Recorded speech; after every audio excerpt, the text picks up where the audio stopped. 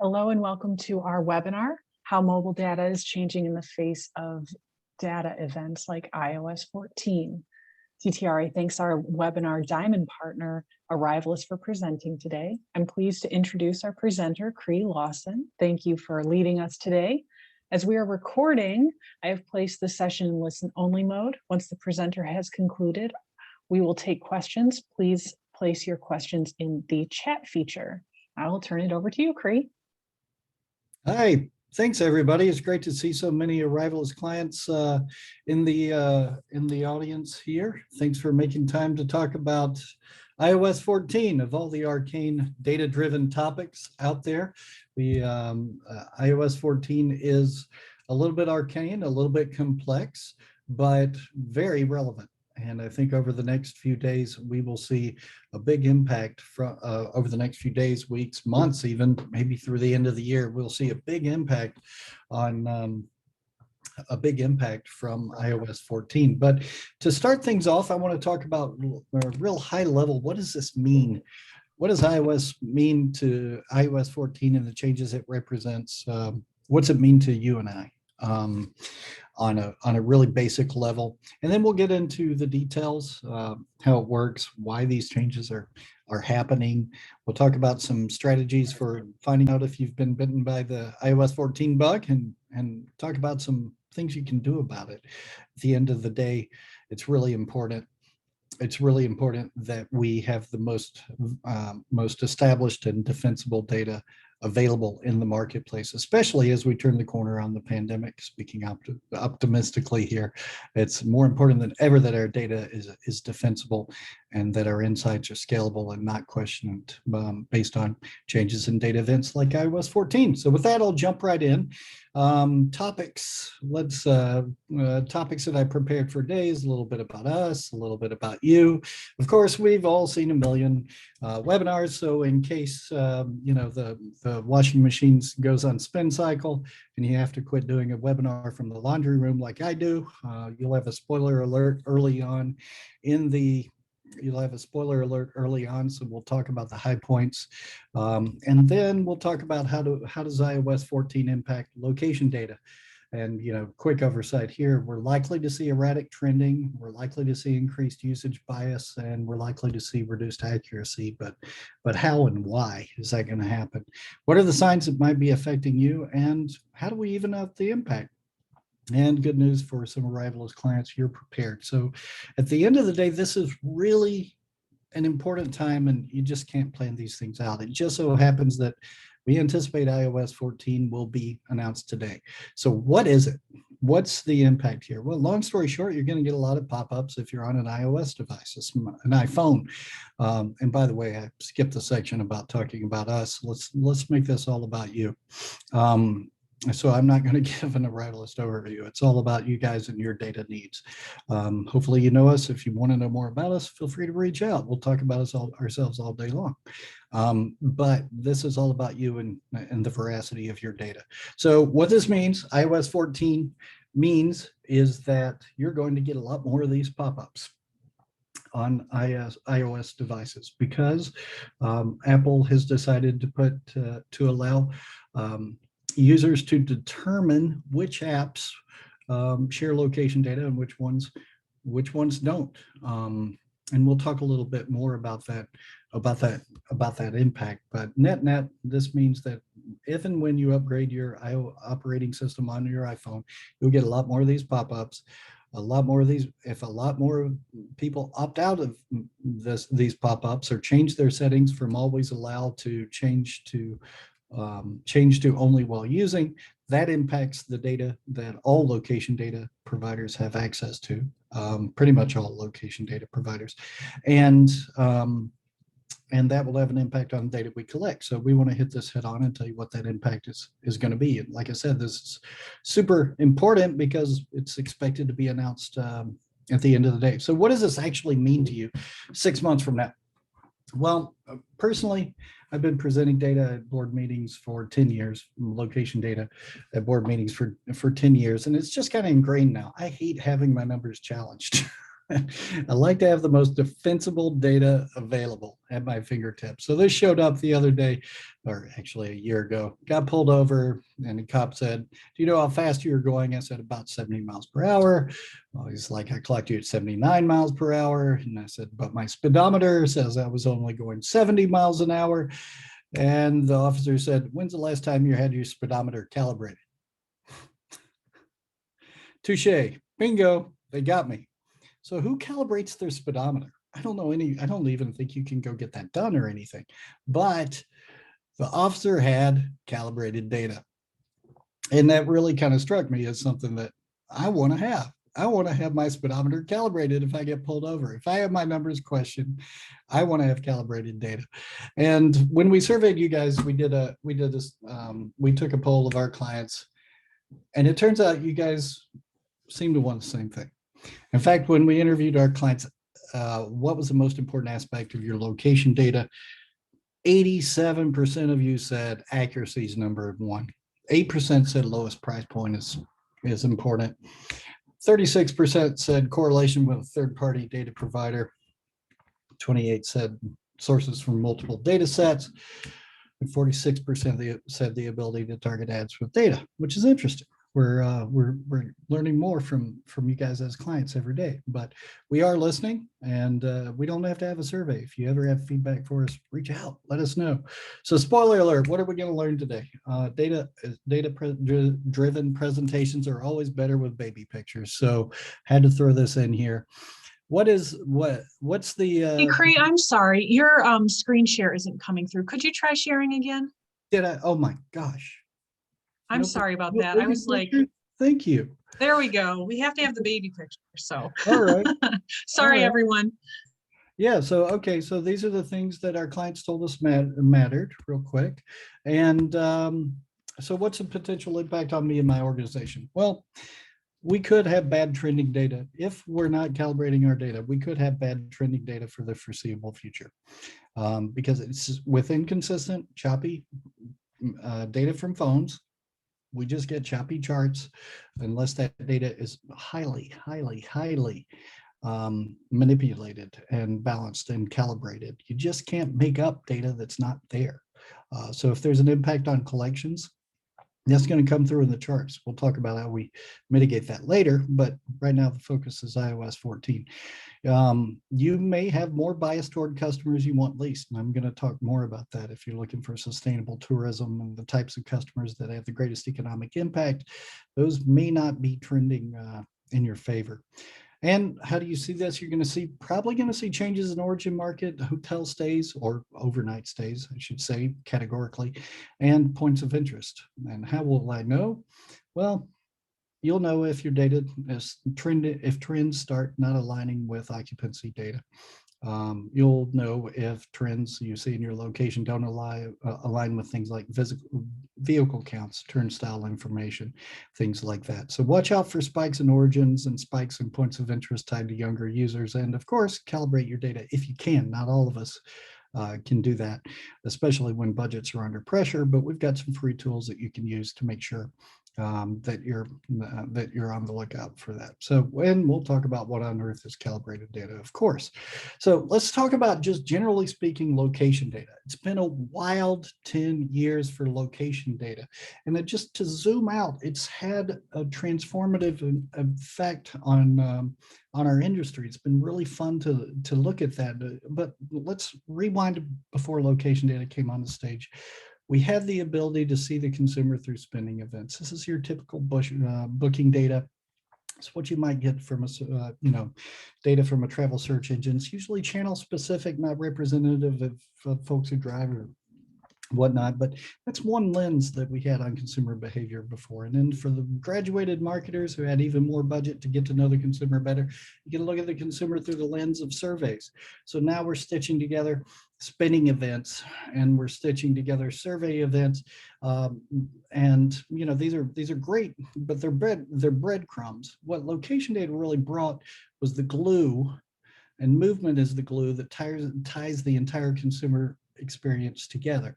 So we can really see the entire experience. Did they go to this POI? Did they go to that POI? Did they arrive through the airport? Did they not arrive through the airport? This movement has the capability to be the glue. So yes, iOS is having an impact, but That said, the pros outweigh the cons here, because movement is the glue that ties the travel experience together. And what impact has that had? Let's just make it really simple. We can see where a user comes from, where they go to, and their length of stay in near real time. So that's been transformative and foundational. A lot of clients are using location data as the core of their research stack now. That's why it's so important to get the location data right. And we'll talk about that. So what happens when that glue gets a little bit weaker? What happens when these pop-ups come? So here's the state of location data today. More users select change to only while using. Now that means we got a lot less data on a given consumer coming in unless we calibrate. Reduced data collection and fewer data points as users opt out. Now this has happened. This is not the first time this has happened. iOS has, this pop-up has happened before. It's just that these pop-ups are going to be more pervasive. And what we've seen every time there's a dip is there's also an upswing. So last time when we saw this in iOS 13, users eventually said, okay, if I turn off location data on this app, then I'm going to have to, on this weather app, I'm going to have to key in my zip code in order to get the weather. Well, I don't want to do that, right? So now I'm going to allow. So we do see some kind of opting back in. We don't know what percentage of people are going to opt back in. Could be anywhere from 20 to 50, maybe even more than 50% of users will opt out during this phase when these pop-ups start deploying as soon as tomorrow. So what does this mean?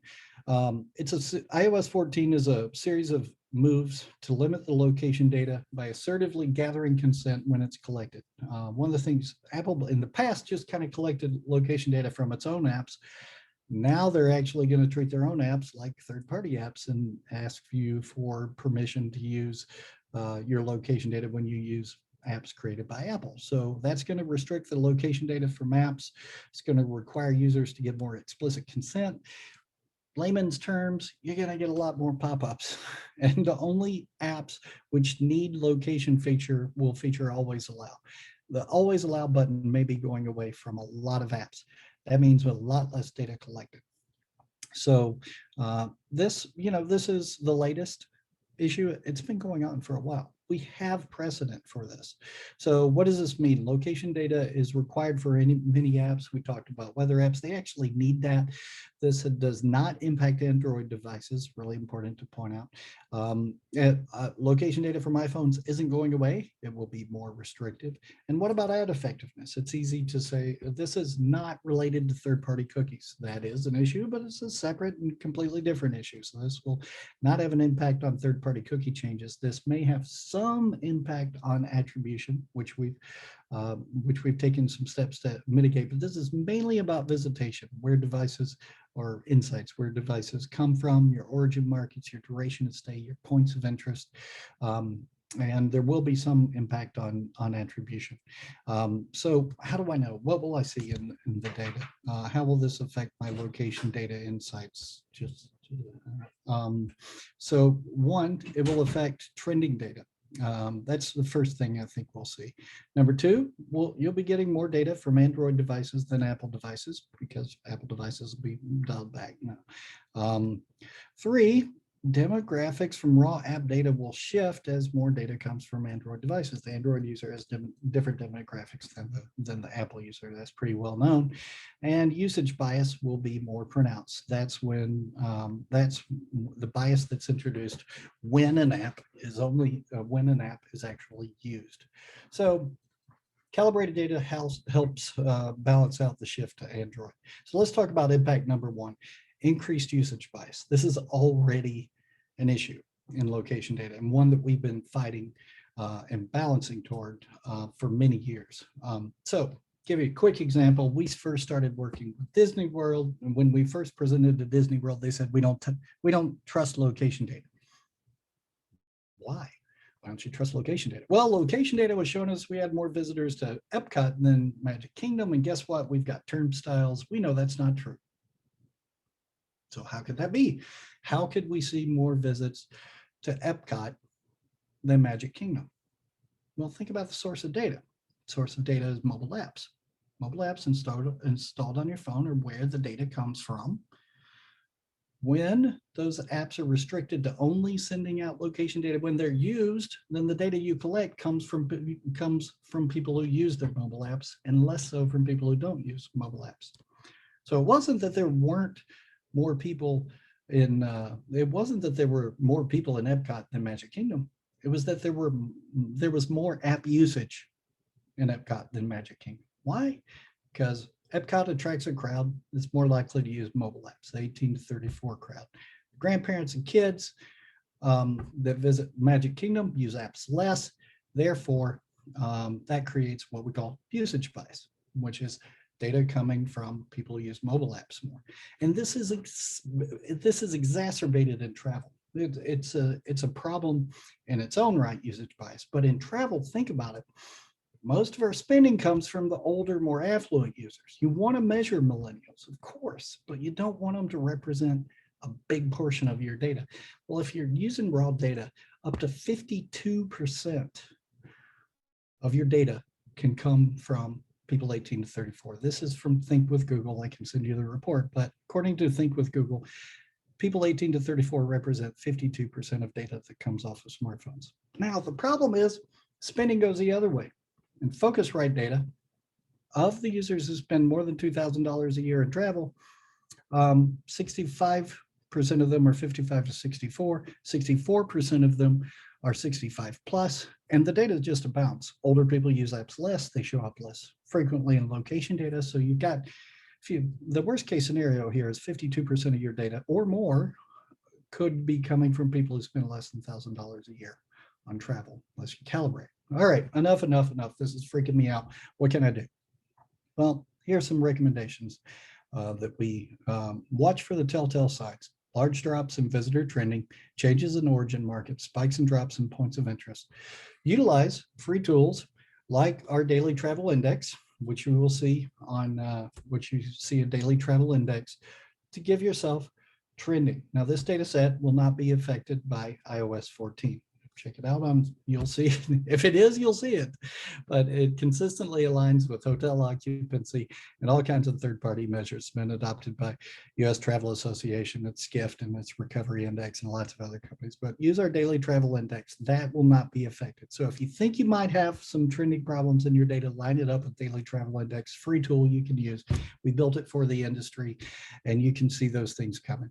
And then for all our clients, we upgraded you all last week. I hope you got the memo. We upgraded everybody to a new calibrated travel trending report, which you see the illustration here from Denver, which is going to give you the year-over-year insights that iOS 14 might cheat you of. So, so be on the lookout for that. It also comes with an upgrade to it also comes up with an upgrade to daily data. So now you have daily updates of travel trending. You also have year-over-year trending going all the way back to the beginning of 2019, and if you want, 2018. So year-over-year insights are going to be really precious. The irony is that Apple is rolling out this massive changes to location data when we've never needed it more to measure the return of travel. Really fascinating time. And then, of course, calibrate the data if you can. What we've done internally for our clients is rolled out the free calibrated travel trending, calibrated visitation insights, and calibrated attribution data, and upgraded to now to reports that are updated daily and give you year-over-year insights. But back to this program, how is this going to impact trending data? So let's use this. Here's an example. Now, iOS 14 isn't an anomaly. We saw it with CCPA. Middle of it last year, we had a data event, kind of a micro iOS 14 in California. They rolled out CCPA. Now, how's that like? Well, a lot of app providers, instead of being compliant with CCPA, took a shortcut. They basically said, we're going to purge any California data. We're just not going to report on any California residents, and that we will be compliant. And nowhere was this more acutely felt than Hollywood. So we were measuring travel in Hollywood, and here's what the raw app data showed us, the data that we buy as we buy unprocessed data, and then we process it as we go. Raw app data showed a downturn after COVID, and then not much of an upswing in visitors. This is visitors within California to Hollywood. But when we calibrated that to make up for that, we saw an actual return in the later months of the year. So here's CCPA and when it had its impact. As you notice, the calibrated data was able to pick that up, and we were able, by the end of the year, we were able to show 28% more visitation. So this is the first impact that we're going to see, is trending data might get a little wonky. So be on the lookout for that. We looked at CCPA as kind of a practice run for getting ready for iOS 14. And then impact number 3, we looked at this and the impact of raw data across the whole ecosystem. And it does have a reverberating, a big impact across the whole system. So we took our uncalibrated raw app data, the data we buy from apps, and we looked at think about something as fundamental as origin markets. Does it make a difference? Does data accuracy make a difference in origin markets? You'd think origin markets are origin markets, it's where people come from. Or like, how wrong could it be, right? Not necessarily. So raw app data told us these were the visitors to Dallas. So when we calibrated it, balanced it, processed the data, looked at where did people come from, origin markets 6 through 10 changed. So as you're balancing the data to not over focus on the young, less affluent people, and focusing instead on the people who spend more when they get there, and balancing all of that out, calibrating the data, you see Los Angeles jumps up to number 6, New York jumps up to number 7, Chicago jumps up to number 9, and Atlanta is number 10. So these are origin markets that are much further away. People who are coming from further, spending more time when they get there. So you'd think if our raw app data is indexing toward younger, less affluent people, you'd see that in the impact of hotels, and you do. From our raw data, visits to economy class hotels were 20% higher. When we calibrated the data, we saw, when we worked out we saw luxury class visits were 11% higher when we calibrated the data. This is simple. This is simple for anyone who's ever worked in surveys. You're making sure that your response is representative of the total population. Final example of this. We didn't know if this would be the case, but it actually has an impact on where visitors go as well. So when your data changes, the raw app data will show changes in where people actually go in your market. In fact, from our raw data, and this will be exacerbated by iOS 14, we saw 26% fewer airport visits in the data, 15% fewer retail visits. But when we normalized it, calibrated it, we saw more downtown visitors, and we saw 33% more convention center visits and 35% more dining visits. So it really matters. The accuracy matters across the whole spectrum, where you come from, how long you stay, which hotels you stay in, and where you go to. So just kind of in a nutshell here, what's the impact of your changes? We're going to see more data from Android, less from iPhones. We're going to see changing demographics unless you calibrate for that. Less data from some apps, more data from others. The apps that need location data will continue to provide location data. The ones that don't, like game apps, consumers probably aren't going to give consent to share location data from, say, game apps. Or even if they do try to share their location data, the always on option will disappear. We'll likely have less reliable trending data, less consistent data from fewer apps. So this is how we future-proofed against that. That's kind of the impact that we see for all of this. So from here on, I'll talk about how we balance it, how we work this through. So our response to this is that, look, app usage is different for different age ranges. And if you think about what we're doing here, we're viewing one behavior, travel, through the lens of another behavior, which is app usage, right? So app usage is different, so it reflects travel behavior differently. So different ages use apps differently, and that creates a bias in the lens that we're using to measure travel behavior. So what we do is we iron that out by looking at, to make sure that the usage data, not the number of panelists, but the actual usage data is balanced to travel behaviors. And like I said, now this is really fascinating, is that a lot of our clients are starting to measure the pandemic travelers, the ones who are inoculated or starting to travel. And ironically, those are the people who don't show up very well in location data because older people use apps less. So that's a little bit more about how we've calibrated the data. And when we say calibrated data, how do we make sure that the trending is accurate? Well, we line it up with hotel occupancy data. And we find that when we compare calibrated data, trending from calibrated data to trending from hotel occupancy, we can get to almost 99% correlation. So that's how we make sure our trending is accurate, is we tie it to hotel data. It's a patent pending approach to make sure that calibrated data is reflective of true travel trending. It also helps make sure that the data you're reporting is going to be aligned with your hotels. And your hotel patents. The final thing I would highlight is use a trip methodology. So when we run our programs, everything that you see in our report is based on a trip. So we break every single report. It's a little more processing heavy, but we don't just present raw data, device was here, device went there. We put everything into the context of a trip so that we can tell, okay, they left the area of residence, they went 50 miles, that counted. They left the area of residence, they went 5 miles, that's not a commuter. So this trip methodology and high res data allows us to rule out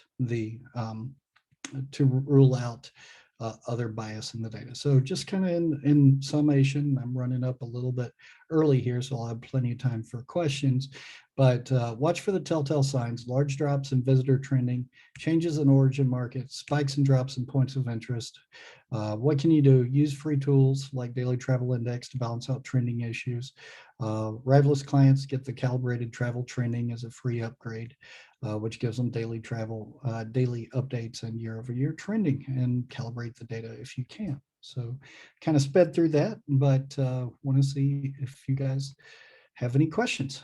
Looks like we've got a few.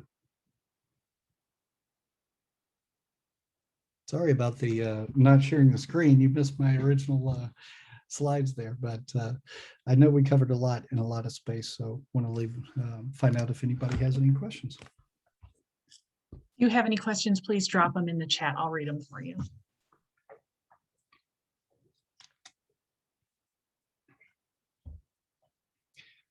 Lots of comments about my failure to share the screen. You'd think this is my first webinar. No. I thought you did a great job. I was like, oh, it's going so well. And I was like, oh, probably should be sharing the screen. Yeah. Well, thanks to all the clients, the current and former, that we have on the call. It's really great to see you guys, at least virtually. Well, I guess I stumped everybody. Well, if anyone does have a question that they'd like to present later on, we can always happy to share Cree's information with you when we send the recording tomorrow. Thank you so much, Cree, for presenting today. It was a very interesting presentation that you presented to us. And, oh, we got a question. Okay. Do you collect, oh, we got a few questions. Hold on. All right. Do you collect data on hotel visitation across the nation? Yes, we do. We do collect. We've started with specific markets, but we do have hotel location data across the nation, and we've even started now to work on non-hotel overnights, which yeah, those are just as interesting. Is occupancy data the more reliable data to corroborate location data? Yeah, that's one of the easiest ones because it's high volume and it's daily, right? So it's ideally what I love to have visitation counts for every point of interest in the country to line that up with. Sure. I mean, the more data points you can, that's what calibration is. You take the number of visits here and the number of visits here, and draw a correlation study and make sure that the two data sets are calibrated. What we found is that the hotel occupancy is plentiful and voluminous and available everywhere in the country. So that's why we applied for a patent on that approach. It's not the be all end all. It's a very easy universal way to calibrate data. We can and do use other ways as well. Can you go into more detail about the daily travel index? Sure. Right. So let's can tell how fast my computer connection is. So daily travel index, there are two versions, right? So what you see here is free on the website. It's new and improved. That's, I guess. So what you see here, these are. I'm sorry, your screen didn't share again. Try one more time. Thank you. Thank you. All right. No, share. There you go. So this is free tool on the website. Anybody can go to it, arrivalist.com daily travel index. And what this is going to show you, and now this is by origin. This is where people go when they take trips. So now this data, you can look at what we're looking at now is 2021 versus 2019. You can also look at 2021 versus 2020, but this comes from our very most robust set of panelists where we have consistent, this is 2021 versus 2020. Most clients now want to look at 2021 versus 2019, but these are consistent, these are a very specific panel of representative of road trip travel. And what this shows, normalized, and we've taken exhaustive links to remove longitudinal bias in this data set. And we feel like we've future-proofed it against iOS 14. And what this is going to show is the number of trips of 50 or more miles taken from home and spend a minimum of 2 hours on their journey. And this is compared to those same numbers in 2019. So again, this is where you can see the year-over-year change, and you can look at this map of where people are moving. This is designed initially to be a free tool. Why target ads to people who aren't going anywhere? And that was why it was provided as a free tool to people during the pandemic. But now increasingly clients are using this for daily trending data. This is organized again based on where people are coming from. We also have a tool that is organized by where people are going to, and I can show that to you if you'd like to. That's called our custom daily travel index, and I can make that available on a demo if you'd like to. Is DTI reliable to smooth that trending data when it reflects travel closer to the destination? Let me see if I can answer that. Is it as reliable for, I guess we're talking about trips of less than 50 miles? It can be. We can reduce what we call the arrival radius for the custom daily travel index, and in fact it goes all the way down to the zip code. So if you wanted to make the arrival radius say 10 miles, 2 miles, 5 miles, 1 mile, then yeah, we could see origin markets by zip code with less than 50 miles. For the free tool, we've gone with the U.S. Travel Association definition of travel, which is 50 miles for whatever that is. So what you'll see here is pretty smooth, and it's limited to trips of 50 miles. And just to follow that up, just to be clear, DTI is drive only, not those who fly? That is drive market only. That is correct. But think about the yes, it is drive market only. We're not applying airports yet. We certainly have the capability to do that. Think about how many trips do people take in America without ever being in a private car? It's pretty small percentage. You can only do that in like San Francisco and New York, where you can go end to end by public transit. But yes, we can roll in trips from the airport. Right now, what you see is start and end in drive market. Yep. Okay. What are those spikes? 2019 data, June 1 and September 1 DTI. Do you know reasons for them? Yeah, the spikes are almost always holiday travel, right? So in 2019, this would be Memorial Day, this would be Labor Day, and this would be what, Thanksgiving. So that's what the spikes are. And this is frankly what we use every holiday. We, as well as AAA, predict road trip visitation over the holiday weekend. It's really consistent, and we've been able to use this data to predict road trip activity over holiday weekends. So look out for our Memorial Day travel predictions soon. Did that answer your question? I believe it did. I have one more. Do you separate travelers and local visitors? Absolutely. We absolutely do. That was when I was talking about the locals. Yeah, we remove commuters, and it's not just locals. This includes we see a lot of delivery vehicles, for example, that go around and around in circles and circles and orbits. And so this trip methodology is really the core of our of what we measure. If you're just taking visits and raw data without the context of when they left home and when they return to home, you can introduce a lot of noise from locals and a lot of noise from commuters and a lot of noise from, say, delivery people.